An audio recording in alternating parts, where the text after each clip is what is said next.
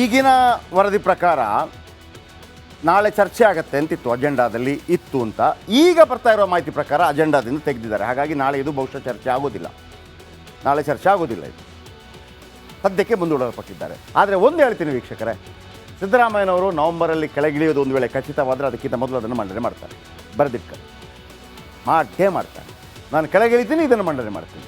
ಹಾಗಾಗತ್ತೆ. ಈಗ ನಾನು ಕೆಳಗಿಳಿತೀನಿ, ಇದನ್ನು ಮಂಡನೆ ಮಾಡ್ತೀನಿ. ಈ ಅಂಬೇಡ್ಕರ್ ಅವರೊಂದು ಹಿಂದೂ ಕೋಡ್ ಬಿಲ್ ವಿಚಾರಕ್ಕೆ ಸಂಬಂಧಪಟ್ಟ ಹಾಗೆ ಭಾಳ ದೊಡ್ಡ ಒಂದು ಹೋರಾಟ ಮಾಡ್ತಾರೆ. ರಾಜೀನಾಮೆ ಕೊಡ್ತೀನಿ, ಇಲ್ಲ ಅಂತಂದರೆ ಮಂಡನೆ ಮಾಡಿ ಅಂತೇಳಿ. ಒಂದು ವೇಳೆ ನೆಹರು ಅವರು ಇಕ್ಕಟ್ಟಿಗೆ ಸಿಲುಕಿಬಿಡ್ತಾರೆ ಆ ಸಂದರ್ಭದಲ್ಲಿ. ಅದೇ ಥರ ಆಗತ್ತೆ ನೋಡಿ. ಇದನ್ನು ಹಿಡ್ಕೊಂಡ್ಬಿಡ್ತಾರೆ ಸಿದ್ದರಾಮಯ್ಯ. ಏನು ಲಾಭ ಏನು ನಷ್ಟ ಅದನ್ನು ಹೇಳ್ತೀನಿ. ಈಗ ಯಾರು ಪರ ಯಾರು ವಿರೋಧ ಅದನ್ನು ಹೇಳ್ಬಿಡ್ತೀನಿ. ಜಾತಿ ಗಣತಿ ಪರ ಯಾರಿದ್ದಾರೆ, ಜಾತಿ ಗಣತಿ ವಿರುದ್ಧ ಯಾರಿದ್ದಾರೆ? ಡಿ ಕೆ ಶಿವಕುಮಾರ್ ಜಾತಿ ಗಣತಿ ವಿರುದ್ಧ ಇದ್ದಾರೆ. ಅವ್ರದ್ದೇ ಸರ್ಕಾರ ಆಗಿದ್ದರೂ ಕೂಡ ವಿರುದ್ಧ ಇದ್ದಾರೆ. ಯಾಕಂದರೆ ಒಕ್ಕಲಿಗರ ಹಿತವನ್ನು ಅವರು ಬಯಸಲೇಬೇಕು. ಹಾಗಾಗಿ ಸಿದ್ದರಾಮಯ್ಯ ಜಾತಿ ಗಣತಿ ಪರವಾಗಿದ್ದಾರೆ. ಯಾಕೆ ಅಂತ ಆಮೇಲೆ ಹೇಳ್ತೀನಿ. ಇದಾಯಿತು. ನೆಕ್ಸ್ಟು ಸ್ವಲ್ಪ ಫಾಸ್ಟ್ ತಗೊಳ್ಳಿ. ಮಲ್ಲಿಕಾರ್ಜುನ ಖರ್ಗೆ ಜಾತಿ ಗಣತಿ ವಿರುದ್ಧ BS ಯಡಿಯೂರಪ್ಪ ಇದ್ದಾರೆ. ಯಾಕಂದರೆ ಅವ್ರು ಲಿಂಗಾಯತರಿಗೆ ಅನ್ಯಾಯ ಆಗುತ್ತೆ ಅಂತೇಳಿ. ಅಷ್ಟು ಫಾಸ್ಟ್ ಬೇಡ, ಸ್ವಲ್ಪ ಸ್ವಲ್ಪ ಅಷ್ಟು ಆಗಬಾರ್ದು ಅಂತ. ಮಲ್ಲಿಕಾರ್ಜುನ ಖರ್ಗೆ ದಲಿತ ನಾಯಕ, ಜಾತಿ ಗಣತಿ ಪರ ಇದ್ದಾರೆ ನೋಡಿ. ಡಿ ಕೆ ಶಿವಕುಮಾರ್ ಜಾತಿ ಗಣತಿ ವಿರುದ್ಧ, ಮಲ್ಲಿಕಾರ್ಜುನ ಖರ್ಗೆ ಪರ, BS ಯಡಿಯೂರಪ್ಪ ವಿರುದ್ಧ, HD ಕುಮಾರಸ್ವಾಮಿ ಜಾತಿ ಗಣತಿ ವಿರುದ್ಧ. Next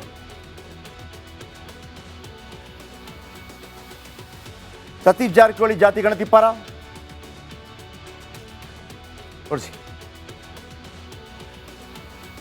okay. ಶಾಮನೂರು ಶಿವಶಂಕರಪ್ಪ,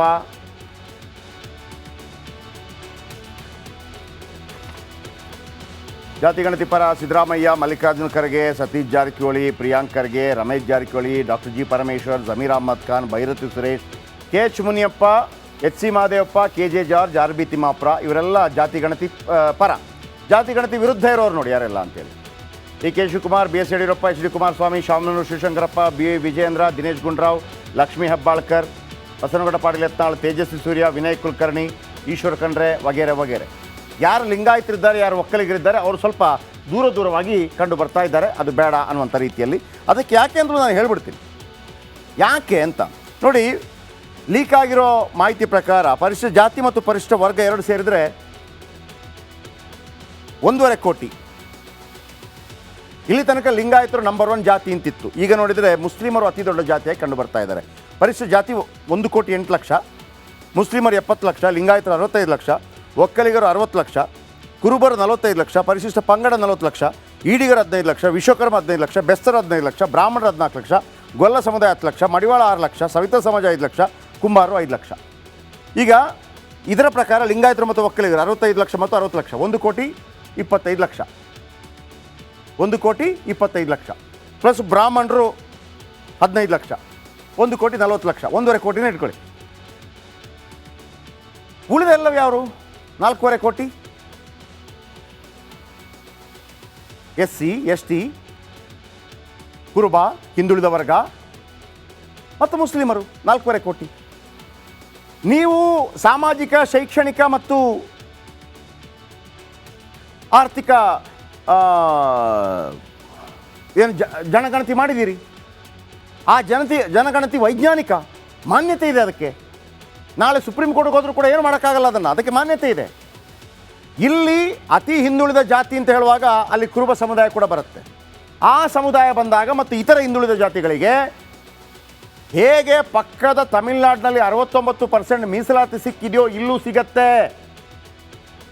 ಅದು ಸಿದ್ದರಾಮಯ್ಯನವರು ಆ ಸಮುದಾಯಗಳಿಗೆ ಕೊಡುವ ದೊಡ್ಡ ಕೊಡುಗೆ ಆಗತ್ತೆ. ಆಗ ಸಿದ್ದರಾಮಯ್ಯನವರು ಇರಲಿ ಬಿಡಲಿ, ಸಿದ್ದರಾಮಯ್ಯ ಹೇಳ್ದಂಗೆ ಆ ಜಾತಿಗಳು ಕೇಳತ್ತೆ. ಈ ಥರದ ಸಮೀಕ್ಷೆ ಮಾಡದ ಕಾರಣಕ್ಕಾಗಿ ಮಹಾರಾಷ್ಟ್ರದಲ್ಲಿ ಮರಾಠಿಗರು ಸುಪ್ರೀಂ ಕೋರ್ಟ್ಗೆ ಹೋಗಿ ನಮಗೆ ಕೊಡಿ ಅಂತ ಕೇಳಿದಾಗ ಸುಪ್ರೀಂ ಕೋರ್ಟ್ ತೆಗೆದು ಬಿಸಾಕ್ತು, ಇದು ಸರಿಯಾಗಿಲ್ಲ ಜಾತಿ ಗಣತಿ ಅಂತೇಳಿ.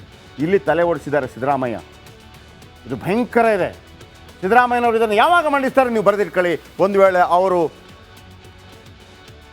ಮುಖ್ಯಮಂತ್ರಿ ಪಟ್ಟದ ಕೆಳಗಿಳಿಯೋದು ನಿಶ್ಚಿತವಾದರೆ ಒಂದು ಡಿಮಾಂಡ್ ಇಡ್ತಾರೆ, ಇಳಿತೀನಿ, ಇದನ್ನು ಮಂಡಿಸ್ತೀನಿ. That's all. ನೆಕ್ಸ್ಟ್, ಈಗಿನ ವರದಿ ಪ್ರಕಾರ ನಾಳೆ ಚರ್ಚೆ ಆಗುತ್ತೆ ಅಂತಿತ್ತು, ಅಜೆಂಡಾದಲ್ಲಿ ಇತ್ತು ಅಂತ. ಈಗ ಬರ್ತಾ ಇರೋ ಮಾಹಿತಿ ಪ್ರಕಾರ ಅಜೆಂಡಾದಿಂದ ತೆಗೆದಿದ್ದಾರೆ. ಹಾಗಾಗಿ ನಾಳೆ ಇದು ಬಹುಶಃ ಚರ್ಚೆ ಆಗೋದಿಲ್ಲ. ನಾಳೆ ಚರ್ಚೆ ಆಗೋದಿಲ್ಲ, ಇದು ಸದ್ಯಕ್ಕೆ ಮುಂದೂಡಲ್ಪಟ್ಟಿದ್ದಾರೆ. ಆದರೆ ಒಂದು ಹೇಳ್ತೀನಿ ವೀಕ್ಷಕರೇ, ಸಿದ್ದರಾಮಯ್ಯನವರು ನವೆಂಬರಲ್ಲಿ ಕೆಳಗಿಳಿಯೋದು ಒಂದು ವೇಳೆ ಖಚಿತವಾದರೆ ಅದಕ್ಕಿಂತ ಮೊದಲು ಅದನ್ನು ಮಂಡನೆ ಮಾಡ್ತಾರೆ. ಬರೆದಿಟ್ಕ ಮಾಡೇ ಮಾಡ್ತಾರೆ. ನಾನು ಕೆಳಗಿಳಿತೀನಿ, ಇದನ್ನು ಮಂಡನೆ ಮಾಡ್ತೀನಿ. ಹಾಗಾಗತ್ತೆ. ಈಗ ನಾನು ಕೆಳಗಿಳಿತೀನಿ, ಇದನ್ನು ಮಂಡನೆ ಮಾಡ್ತೀನಿ. ಈ ಅಂಬೇಡ್ಕರ್ ಅವರೊಂದು ಹಿಂದೂ ಕೋಡ್ ಬಿಲ್ ವಿಚಾರಕ್ಕೆ ಸಂಬಂಧಪಟ್ಟಾಗೆ ಭಾಳ ದೊಡ್ಡ ಒಂದು ಹೋರಾಟ ಮಾಡ್ತಾರೆ. ರಾಜೀನಾಮೆ ಕೊಡ್ತೀನಿ, ಇಲ್ಲ ಅಂತಂದರೆ ಮಂಡನೆ ಮಾಡಿ ಅಂತೇಳಿ. ಒಂದು ವೇಳೆ ನೆಹರು ಅವರು ಇಕ್ಕಟ್ಟಿಗೆ ಸಿಲುಕಿಬಿಡ್ತಾರೆ ಆ ಸಂದರ್ಭದಲ್ಲಿ. ಅದೇ ಥರ ಆಗತ್ತೆ ನೋಡಿ. ಇದನ್ನು ಹಿಡ್ಕೊಂಡ್ಬಿಡ್ತಾರೆ ಸಿದ್ದರಾಮಯ್ಯ. ಏನು ಲಾಭ ಏನು ನಷ್ಟ ಅದನ್ನು ಹೇಳ್ತೀನಿ. ಈಗ ಯಾರು ಪರ ಯಾರು ವಿರೋಧ ಅದನ್ನು ಹೇಳ್ಬಿಡ್ತೀನಿ. ಜಾತಿ ಗಣತಿ ಪರ ಯಾರಿದ್ದಾರೆ, ಜಾತಿ ಗಣತಿ ವಿರುದ್ಧ ಯಾರಿದ್ದಾರೆ. ಡಿ ಕೆ ಶಿವಕುಮಾರ್ ಜಾತಿ ಗಣತಿ ವಿರುದ್ಧ ಇದ್ದಾರೆ. ಅವ್ರದ್ದೇ ಸರ್ಕಾರ ಆಗಿದ್ದರೂ ಕೂಡ ವಿರುದ್ಧ ಇದ್ದಾರೆ. ಯಾಕಂದರೆ ಒಕ್ಕಲಿಗರ ಹಿತವನ್ನು ಅವರು ಬಯಸಲೇಬೇಕು. ಹಾಗಾಗಿ ಸಿದ್ದರಾಮಯ್ಯ ಜಾತಿ ಗಣತಿ ಪರವಾಗಿದ್ದಾರೆ. ಯಾಕೆ ಅಂತ ಆಮೇಲೆ ಹೇಳ್ತೀನಿ. ಇದಾಯಿತು. ನೆಕ್ಸ್ಟು ಸ್ವಲ್ಪ ಫಾಸ್ಟ್ ತಗೊಳ್ಳಿ. ಮಲ್ಲಿಕಾರ್ಜುನ ಖರ್ಗೆ ಜಾತಿ ಗಣತಿ ವಿರುದ್ಧ ಬಿ ಎಸ್ ಯಡಿಯೂರಪ್ಪ ಇದ್ದಾರೆ. ಯಾಕಂದರೆ ಅವ್ರು ಲಿಂಗಾಯತರಿಗೆ ಅನ್ಯಾಯ ಆಗುತ್ತೆ ಅಂತೇಳಿ. ಅಷ್ಟು ಫಾಸ್ಟ್ ಬೇಡ, ಸ್ವಲ್ಪ ಅಷ್ಟು ಆಗಬಾರ್ದು ಅಂತ. ಮಲ್ಲಿಕಾರ್ಜುನ ಖರ್ಗೆ ದಲಿತ ನಾಯಕ, ಜಾತಿ ಗಣತಿ ಪರ ಇದ್ದಾರೆ. ನೋಡಿ, ಡಿ ಕೆ ಶಿವಕುಮಾರ್ ಜಾತಿ ಗಣತಿ ವಿರುದ್ಧ, ಮಲ್ಲಿಕಾರ್ಜುನ ಖರ್ಗೆ ಪರ, ಬಿ ಎಸ್ ಯಡಿಯೂರಪ್ಪ ವಿರುದ್ಧ, ಎಚ್ ಡಿ ಕುಮಾರಸ್ವಾಮಿ ಜಾತಿ ಗಣತಿ ವಿರುದ್ಧ. ನೆಕ್ಸ್ಟು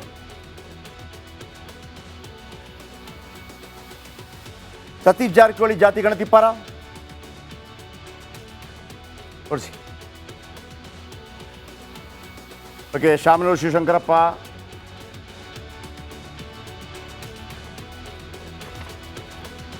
ಜಾತಿ ಗಣತಿ ಪರ Siddaramaiah, Mallikarjuna Kharge, Satish Jarkiholi, Priyank Kharge, Ramesh Jarkiholi, doctor G Parameshwar, Zameer Ahmed Khan, Byrathi Suresh, K H Muniyappa, H C Mahadevappa, K J George, R B Timmapur, ಇವರೆಲ್ಲ ಜಾತಿ ಗಣತಿ ಪರ.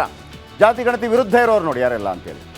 D K Shivakumar, B S Yediyurappa, H D Kumaraswamy, Shamanur Shivashankarappa, B Vijayendra, Dinesh Gundurao, Lakshmi Hebbalkar, Basanagouda Patil Yatnal, Tejasvi Surya, Vinay Kulkarni, Eshwar Khandre ವಗೇರೆ ವಗೇರೆ. ಯಾರು ಲಿಂಗಾಯತರಿದ್ದಾರೆ, ಯಾರು ಒಕ್ಕಲಿಗರಿದ್ದಾರೆ, ಅವರು ಸ್ವಲ್ಪ ದೂರವಾಗಿ ಕಂಡು ಬರ್ತಾ ಇದ್ದಾರೆ. ಅದು ಬೇಡ ಅನ್ನುವಂಥ ರೀತಿಯಲ್ಲಿ. ಅದಕ್ಕೆ ಯಾಕೆ ಅಂದರೂ ನಾನು ಹೇಳ್ಬಿಡ್ತೀನಿ ಯಾಕೆ ಅಂತ. ನೋಡಿ, ಲೀಕ್ ಆಗಿರೋ ಮಾಹಿತಿ ಪ್ರಕಾರ ಪರಿಶಿಷ್ಟ ಜಾತಿ ಮತ್ತು ಪರಿಶಿಷ್ಟ ವರ್ಗ ಎರಡು ಸೇರಿದರೆ 1.5 ಕೋಟಿ. ಇಲ್ಲಿ ತನಕ ಲಿಂಗಾಯತರು ನಂಬರ್ 1 ಜಾತಿ ಅಂತಿತ್ತು. ಈಗ ನೋಡಿದರೆ ಮುಸ್ಲಿಮರು ಅತಿ ದೊಡ್ಡ ಜಾತಿಯಾಗಿ ಕಂಡು ಬರ್ತಾ ಇದ್ದಾರೆ. ಪರಿಶಿಷ್ಟ ಜಾತಿ 1,08,00,000, ಮುಸ್ಲಿಮರು 70 ಲಕ್ಷ, ಲಿಂಗಾಯತರು 65 ಲಕ್ಷ, ಒಕ್ಕಲಿಗರು 60 ಲಕ್ಷ, ಕುರುಬರು 45 ಲಕ್ಷ, ಪರಿಶಿಷ್ಟ ಪಂಗಡ 40 ಲಕ್ಷ, ಈಡಿಗರು 15 ಲಕ್ಷ, ವಿಶ್ವಕರ್ಮ 15 ಲಕ್ಷ, ಬೆಸ್ತರು 15 ಲಕ್ಷ, ಬ್ರಾಹ್ಮಣರು 14 ಲಕ್ಷ, ಗೊಲ್ಲ ಸಮುದಾಯ 10 ಲಕ್ಷ, ಮಡಿವಾಳ 6 ಲಕ್ಷ, ಸವಿತಾ ಸಮಾಜ 5 ಲಕ್ಷ, ಕುಂಬಾರರು 5 ಲಕ್ಷ. ಈಗ ಇದರ ಪ್ರಕಾರ ಲಿಂಗಾಯತರು ಮತ್ತು ಒಕ್ಕಲಿಗರು 65 ಲಕ್ಷ ಮತ್ತು 60 ಲಕ್ಷ, 1,25,00,000. 1,25,00,000 ಪ್ಲಸ್ ಬ್ರಾಹ್ಮಣರು 15 ಲಕ್ಷ, 1,40,00,000, 1.5 ಕೋಟಿನೇ ಇಟ್ಕೊಳ್ಳಿ. ಉಳಿದೆಲ್ಲವೂ ಯಾರು? 4.25 ಕೋಟಿ. ಎಸ್ ಸಿ, ಎಸ್ ಟಿ, ಕುರುಬ, ಹಿಂದುಳಿದ ವರ್ಗ ಮತ್ತು ಮುಸ್ಲಿಮರು 4.25 ಕೋಟಿ. ನೀವು ಸಾಮಾಜಿಕ, ಶೈಕ್ಷಣಿಕ ಮತ್ತು ಆರ್ಥಿಕ ಏನು ಜನಗಣತಿ ಮಾಡಿದ್ದೀರಿ.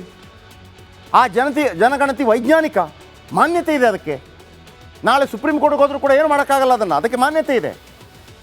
ಇಲ್ಲಿ ಅತಿ ಹಿಂದುಳಿದ ಜಾತಿ ಅಂತ ಹೇಳುವಾಗ ಅಲ್ಲಿ ಕುರುಬ ಸಮುದಾಯ ಕೂಡ ಬರುತ್ತೆ. ಆ ಸಮುದಾಯ ಬಂದಾಗ ಮತ್ತು ಇತರ ಹಿಂದುಳಿದ ಜಾತಿಗಳಿಗೆ ಹೇಗೆ ಪಕ್ಕದ ತಮಿಳುನಾಡಿನಲ್ಲಿ 69% ಮೀಸಲಾತಿ ಸಿಕ್ಕಿದೆಯೋ ಇಲ್ಲೂ ಸಿಗತ್ತೆ. ಅದು ಸಿದ್ದರಾಮಯ್ಯನವರು ಆ ಸಮುದಾಯಗಳಿಗೆ ಕೊಡುವ ದೊಡ್ಡ ಕೊಡುಗೆ ಆಗತ್ತೆ. ಆಗ ಸಿದ್ದರಾಮಯ್ಯನವರು ಇರಲಿ ಬಿಡಲಿ, ಸಿದ್ದರಾಮಯ್ಯ ಹೇಳ್ದಂಗೆ ಆ ಜಾತಿಗಳು ಕೇಳತ್ತೆ. ಈ ಥರದ ಸಮೀಕ್ಷೆ ಮಾಡದ ಕಾರಣಕ್ಕಾಗಿ ಮಹಾರಾಷ್ಟ್ರದಲ್ಲಿ ಮರಾಠಿಗರು ಸುಪ್ರೀಂ ಕೋರ್ಟ್ಗೆ ಹೋಗಿ ನಮಗೆ ಕೊಡಿ ಅಂತ ಕೇಳಿದಾಗ ಸುಪ್ರೀಂ ಕೋರ್ಟ್ ತೆಗೆದು ಬಿಸಾಕ್ತು, ಇದು ಸರಿಯಾಗಿಲ್ಲ ಜಾತಿ ಗಣತಿ ಅಂತೇಳಿ. ಇಲ್ಲಿ ತಲೆ ಓಡಿಸಿದ್ದಾರೆ ಸಿದ್ದರಾಮಯ್ಯ. ಇದು ಭಯಂಕರ ಇದೆ. ಸಿದ್ದರಾಮಯ್ಯನವರು ಇದನ್ನು ಯಾವಾಗ ಮಂಡಿಸ್ತಾರೆ ನೀವು ಬರೆದಿಟ್ಕೊಳ್ಳಿ. ಒಂದು ವೇಳೆ ಅವರು ಮುಖ್ಯಮಂತ್ರಿ ಪಟ್ಟದ ಕೆಳಗಿಳಿಯೋದು ನಿಶ್ಚಿತವಾದರೆ ಒಂದು ಡಿಮಾಂಡ್ ಇಡ್ತಾರೆ, ಇಳಿತೀನಿ, ಇದನ್ನು ಮಂಡಿಸ್ತೀನಿ. That's all. ನೆಕ್ಸ್ಟ್